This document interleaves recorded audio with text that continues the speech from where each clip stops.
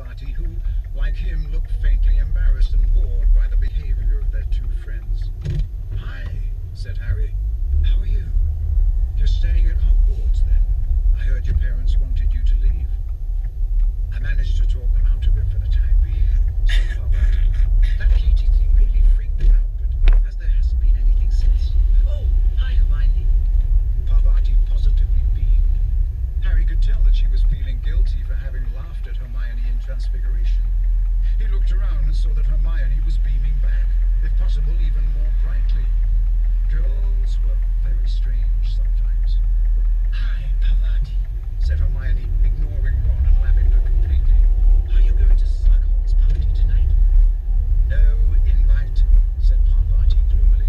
"I'd love to go, though. It sounds like it's going to be really good. You're going, aren't you?" "Yes. I'm meeting Cormac at 8. And we're..." There was a noise like a plunger being withdrawn from a block sink, and Ron surfaced. Hermione acted as though she had not seen or heard anything. "We're going up to the party together." "Cormac," said Parvati. "Cormac McLaggen." "That's right," said Hermione sweetly. "The one who almost..." She put a great deal of emphasis on the word, "became Gryffindor keeper." "Are you going up with me then?" asked Parvati wide-eyed.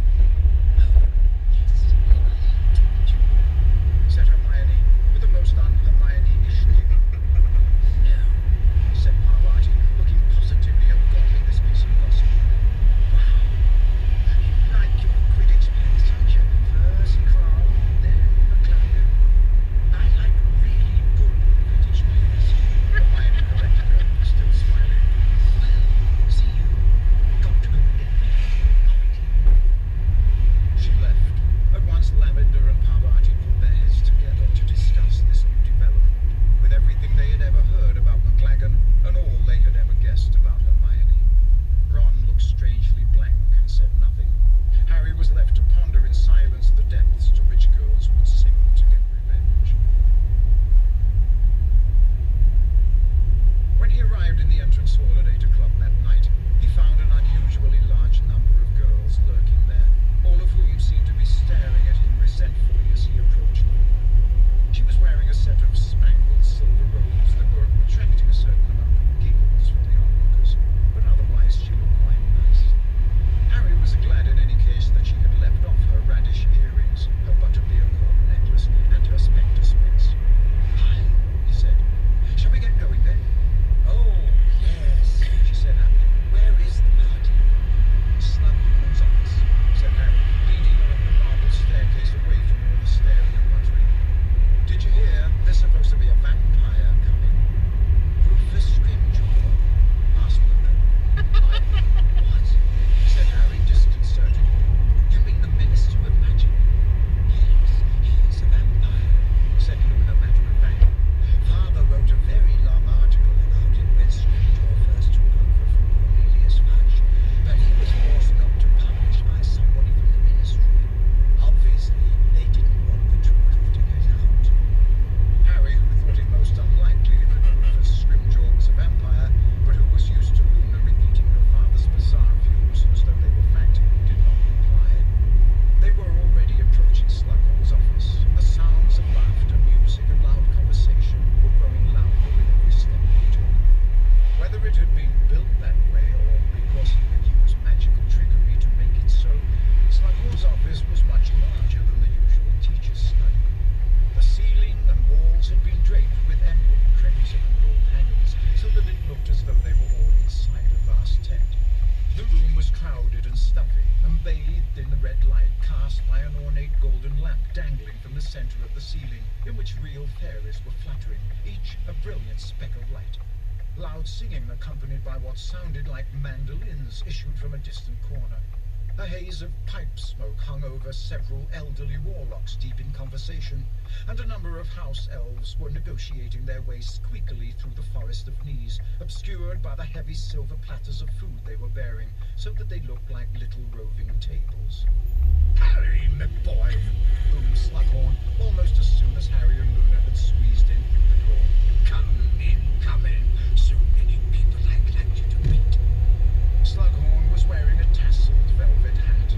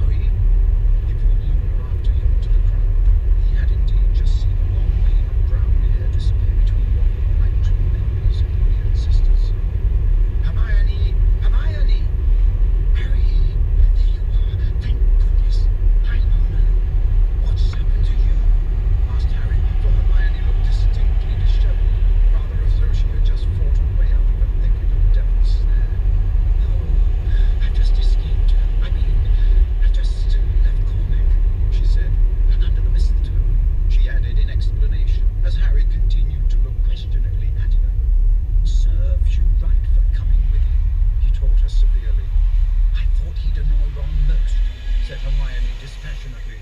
I debated for a while about Zacharias Smith, but I thought, on the whole, you considered Smith? Said Harry, revolted. Yes, I did. And I've started to wish I'd chosen him. McLaggen makes raw poker gentlemen. Let's go this way. Be able to see him coming. He's so tall. The three of them made their way over to the other side of the room, scooping up goblets of mead on the way, realizing too late that Professor Trelawney was standing there alone. Hello, said Luna politely to Professor Trelawney. Good evening, my dear, said Professor Trelawney, focusing upon Luna with some difficulty. Harry could smell cooking sherry again. I haven't seen you in my classes lately. No, I've got Ferenzi this year, said Luna. Oh, of course, said Professor Trelawney with an angry, drunken titter. Or Dobbin, as I would prefer to think of him.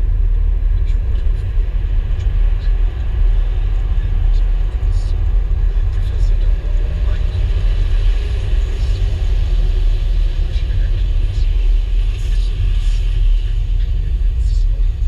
you know, Professor Trelawney seemed too tipsy to have recognized Harry. Under cover of her furious criticisms of Ferenzi, Harry drew closer to Hermione and said, let's get something straight. Are you planning to tell Ron that you interfered at Keeper tryouts?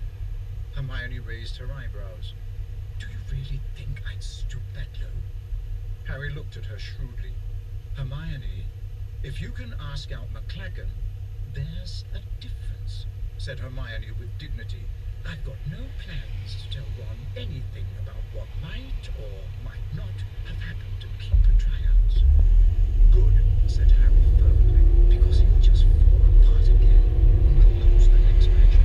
Quidditch, said Hermione angrily. Is that all boys care about? Cormac hasn't asked me one single question about myself. I've just been treated to 100 great saves made by Cormac McLaggen. Non-stop ever since. Oh no, here he comes. She moved so fast, it was as though she had disapparated. One moment she was there, the next she had squeezed between two guffawing witches and vanished. Seen Hermione? Asked McLaggen, forcing his way through the throng a minute later. No, sorry, said Harry, and he turned quickly to join in Louis's conversation, forgetting for a split second to whom she was talking. Harry Potter, said Professor Trelawney in deep, vibrant tones, noticing him for the first time. Oh, hello, said Harry unenthusiastically. My dear boy, she said in a very carrying whisper. The rules, the stories, the chosen.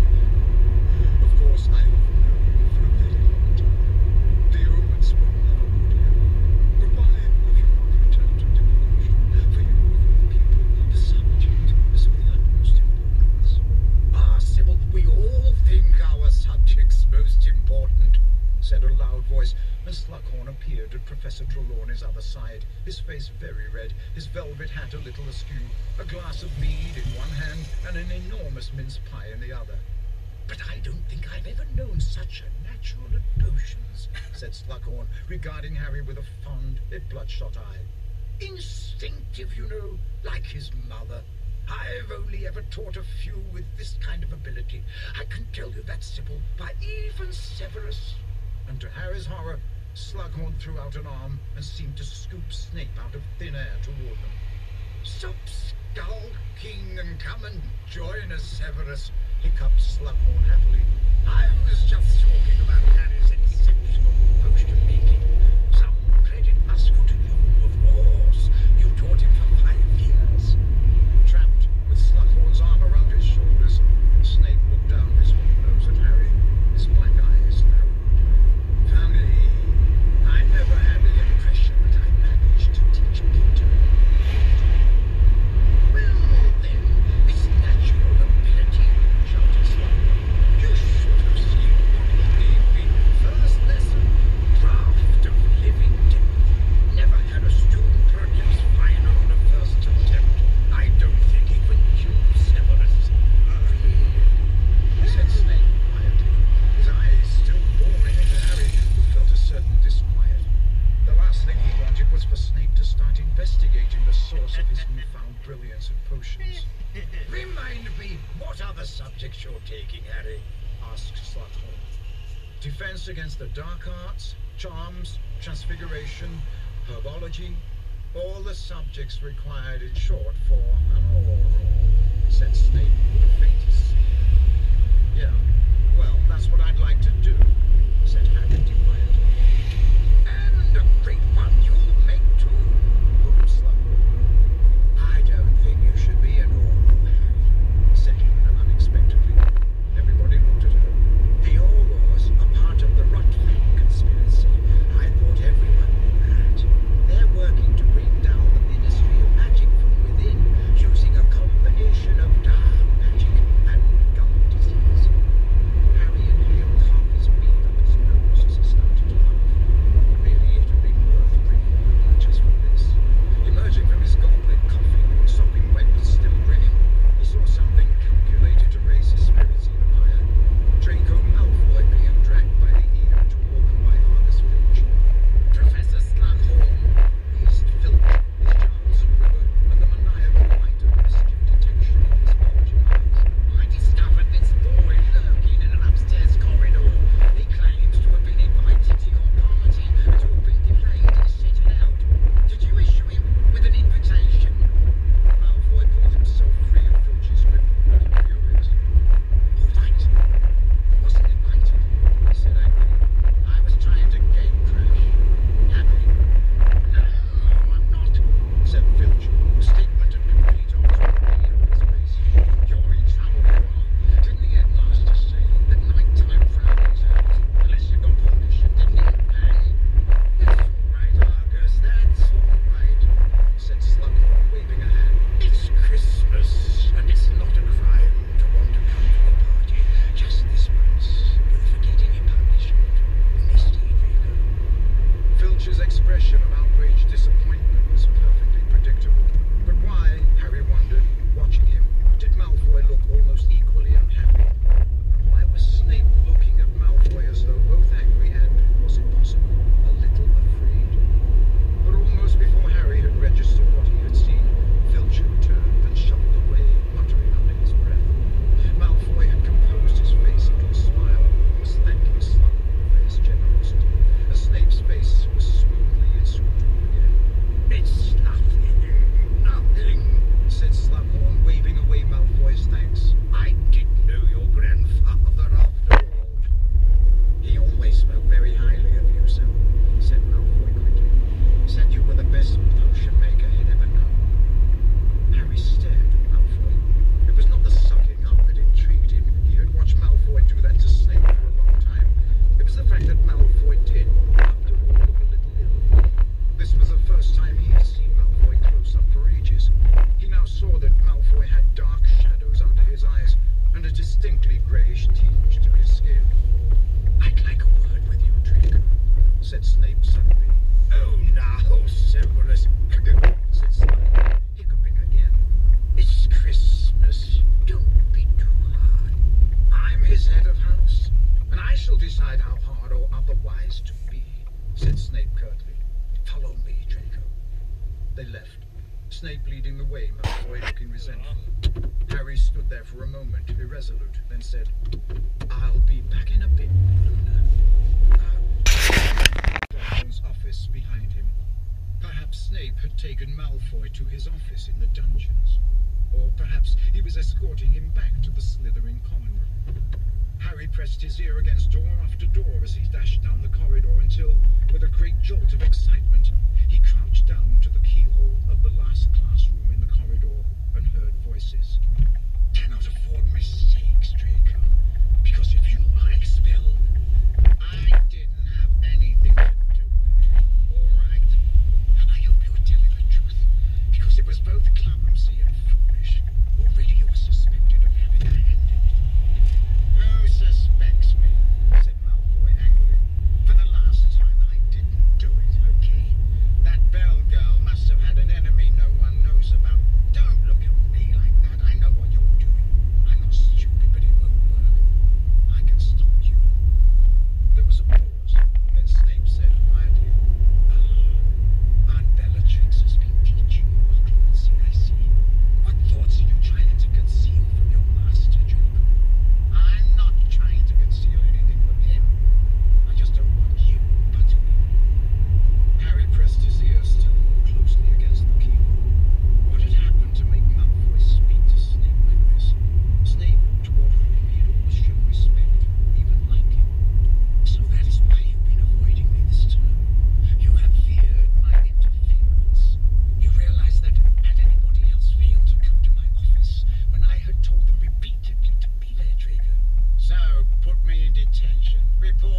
Professor Dumbledore, jeered Malfoy. There was another pause, then Snape said, "You know perfectly well that I do not wish to do either of those things. You'd better stop telling me to come to your office then." "Listen to me," said Snape, his voice so low now that Harry had to push his ear very hard against the keyhole to hear. "I am trying to help you. I swore to your mother I would protect you. I made the unbreakable vow, Draco. Looks like you'll have to break it then, because I don't need your protection. It's my job.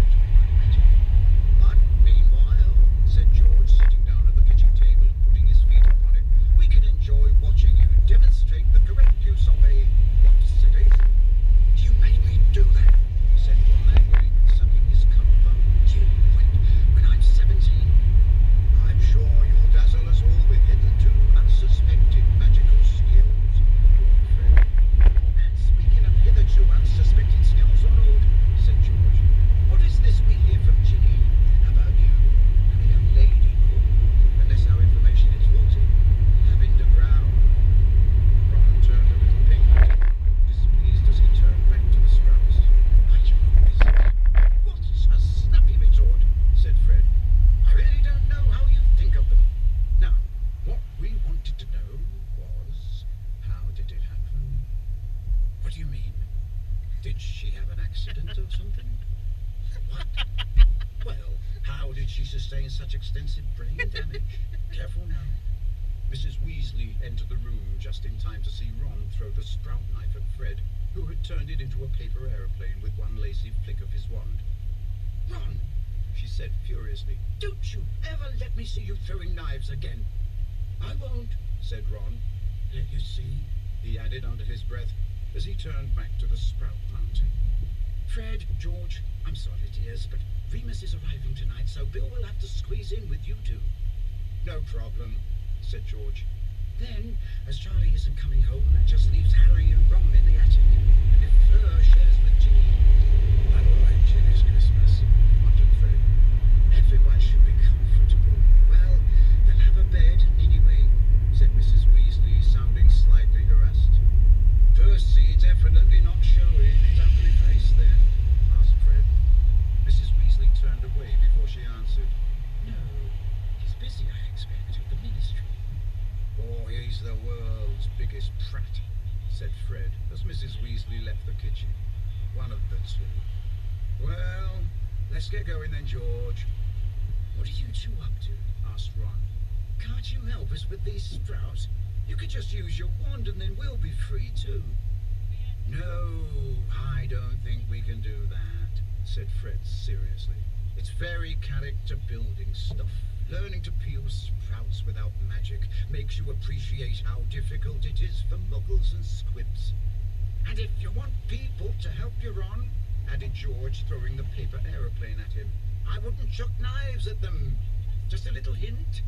We're off to the village. There's a very pretty girl working in the paper shop who thinks my card tricks are something marvelous, almost like real magic. Kids, said Ron darkly, watching Fred and George setting off across the snowy yard. Would have only taken them 10 seconds and then we could have gone too. I couldn't, said Harry. I promised Dumbledore I wouldn't wander off while I'm staying here. Oh, yeah, said Ron. He peeled a few more sprouts and then said, are you going to tell Dumbledore what you heard Snape and Malfoy saying to each other? Yep, said Harry. I'm going to tell anyone who can put a stop to it. Dumbledore's top of the list. I might have another word with your dad, too. Pity you didn't hear what Malfoy's actually doing, though. I couldn't have done, could I? That was the whole point. He was refusing to tell Snape. There was silence for a moment or two. Then Ron said, of course, you know what they'll all say. Dad and Dumbledore and all of them. They'll say Snape isn't really trying to help Malfoy. He was just trying to find out what Malfoy's up to. They didn't hear him, said Harry flatly. No one's that good an actor, not even Snape. Yeah, I'm just saying, though, said Ron. Harry turned to face him, frowning. You think I'm right? Yeah, I do, said Ron hastily. Seriously, I do, but they're all convinced Snape's in order, aren't they? Harry said nothing. It had already occurred to him that this would be the most likely objection to his new orders. He could hear Hermione now. Obviously, Harry was pretending to offer help so he could trick Malfoy into telling him what he's doing. This was pure imagination, however, as he had had no opportunity to tell Hermione what he had overheard. She had disappeared from Slughorn's party before he returned to it. Also, he had been informed by an irate McLaggen that she had already gone to bed by the time he returned to the common room. As he and Ron had left for the Burrow early the next day, he had barely had time to wish her a happy Christmas and to tell her that he had some very important news when they got back from the holidays. He was not entirely sure that she would know. Ron and Flanagan had been saying a thoroughly non-verbal goodbye just behind him at the time. Still, even Hermione would not be able to deny one thing. Malfoy was definitely up to something that Snape doing. So Harry felt fully justified in saying, I told you so, which he had done several times to Ron already. Harry did not get the chance to speak to Mr. Weasley, who was working very long hours at the ministry until Christmas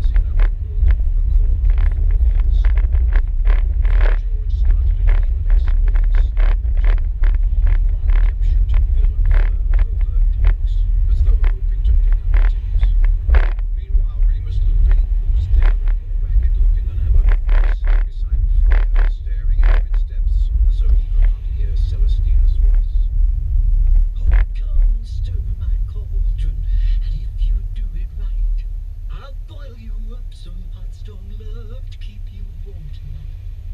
We danced to this when we were 18, said Mrs. Weasley, wiping her eyes on her knitting. Do you remember?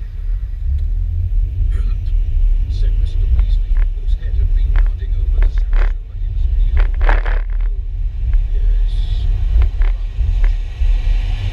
Whenever he sat at the little stage and talked about the people sitting next to him, he said, jerking his head toward the wires, the Celestina broke into the walls.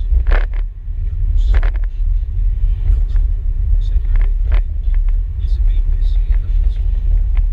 Very, said Mr. Weasley. I wouldn't mind if we were getting anywhere, but of the 3 arrests we've made in the last couple of months, I know that one of them is a genuine Death Eater. Only don't repeat that, Harry, he added quickly, looking much more awake all of a sudden. They're not still holding Snatch Sunfire, are they? Asked Harry. I'm afraid so, said Mr. Weasley. I know Dumbledore's tried appealing directly to Scrimgeour about Stan. I mean, anybody who has actually interviewed him agrees that he's about as much a Death Eater as the Censor. But the top levels want to look as though they're making some progress. 3 arrests sounds better than 3 mistaken arrests and releases. But again, this is all top secret. I won't say anything, said Harry. He hesitated for a moment, wondering how best to embark on what he wanted to say. As he marshaled his thoughts, Celestina Warbeck began a ballad called You Charmed the Heart Right Out of Me. Mr. Weasley, you know what I told you at the station when we were setting off for school? I checked, Harry, said Mr. Weasley. I went in search of the Malfoy's house. There was nothing, neither broken or whole that shouldn't have been. Yeah, I know. I saw in the prophet that you'd looked, but this is something different. Well, something more. And he told Mr. Weasley everything he had overheard between Malfoy and Snape. As Harry spoke, he saw Lupin's head turn a little toward him, taking in every word. When he had finished, there was silence, except for Celestina's crew. Oh, how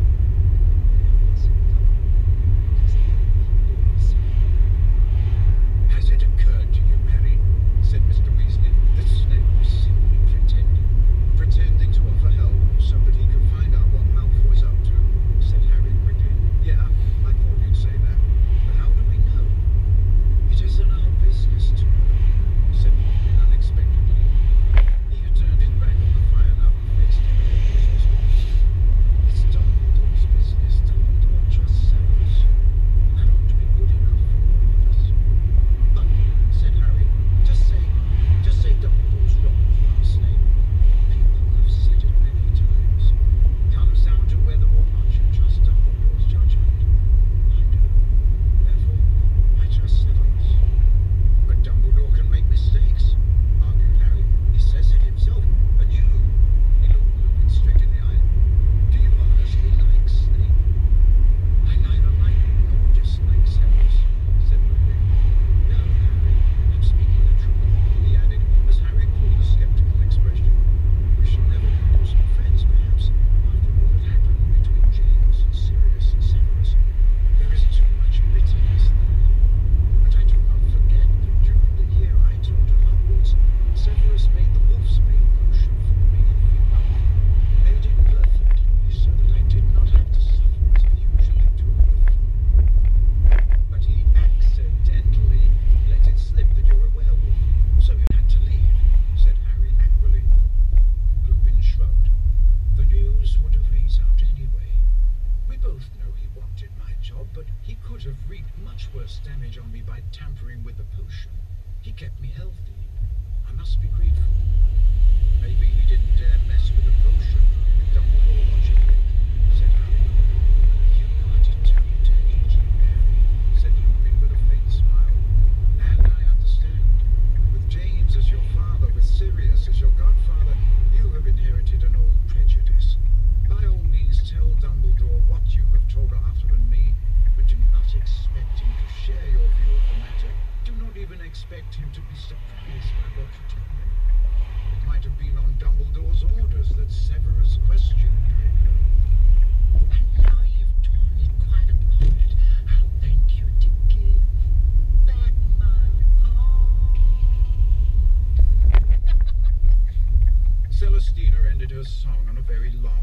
high-pitched note, and loud applause issued out of the wireless, which Mrs. Weasley joined in with enthusiastically.